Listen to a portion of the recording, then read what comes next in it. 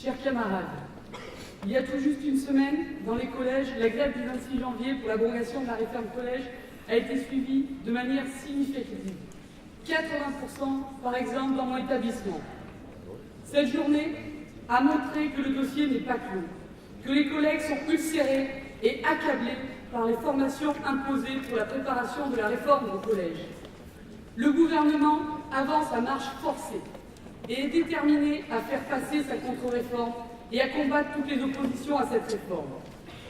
Les collègues, effectivement, subissent des pressions de toutes parts dans leur établissement afin d'écraser les résistances à la réforme des collèges. Ils utilisent des méthodes de flicage, comme le préconise la rectrice de Grenoble, par exemple, ou de retrait sur salaire. Alors aujourd'hui, la question que les enseignants se posent, et cette question-là, elle va venir, elle ne peut pas attendre le congrès du SNES, est la suivante. Comment combattre pour obtenir l'abrogation de la réforme des collèges? Que propose l'intersyndicale aujourd'hui? Aujourd'hui, l'intersyndicale décide soit d'appeler à des grèves reconductibles établissement par établissement, soit d'envoyer des cartes postales au président de la République. Vous pensez que les collègues vont arriver à en découdre face à un gouvernement qui avance au rouleau compresseur avec des lettres au président? Non, il ne faut pas oublier que l'autonomie est au cœur de la réforme des collèges. Les modalités de formation déclinées localement, dotation globale horaire dans chaque établissement.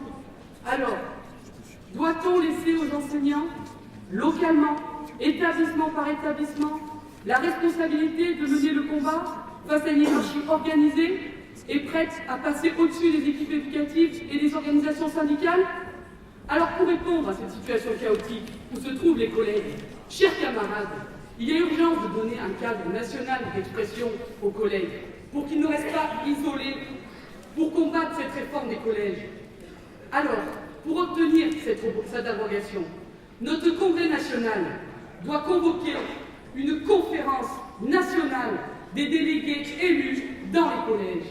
Et c'est cette conférence intégrant les organisations syndicales qui permettrait de décider des actions nationales pour obtenir satisfaction. Et c'est donc le sens de la proposition que soumet le courant Front Unique à ce congrès.